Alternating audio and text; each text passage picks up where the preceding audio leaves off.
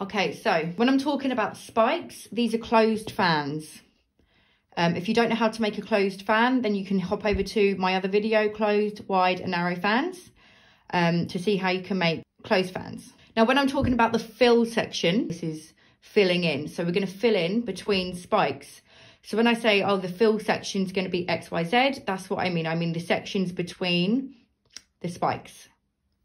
And when I'm talking about blend, so you need to blend it through.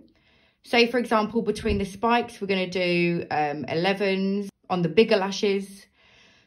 And then on the sort of smaller lashes, we're going to do 10s. And if there's a little baby lash, then we'll do 9s. And that's going to blend the lengths together so that we don't get like a castle, you know.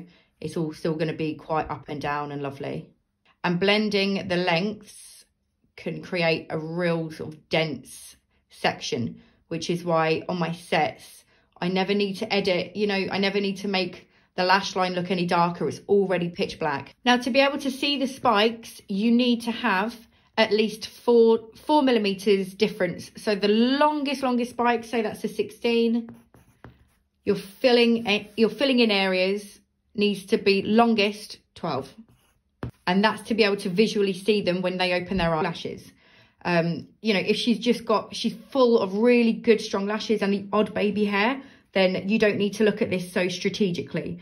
If they've come for an infill and they've had a bit of a shed out and they're missing a few spikes, then we need to be looking at where we can place these spikes strategically, so that when we come to make the spikes even heavier, we've got lashes that can support that. So I'm going to put one here. And you can translate these lengths to your clients as much as you want. I'm just going to use this for the sake of this video.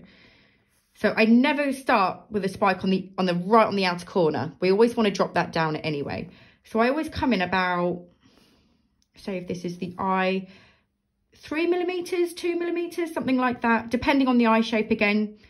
And I'm going to put a closed fan. And let's say that's going to be a 16. On one good strong lash. Now, if she had loads of little baby lashes surrounding this, I wouldn't place that there, because eventually I'm going to come back and put another 16 or a 15, and we need lashes spikes because we need strong lashes next to it. And then about 2 millimeters, well, it depends over here. So let's do one there, and then there's one maybe 3 millimeters apart,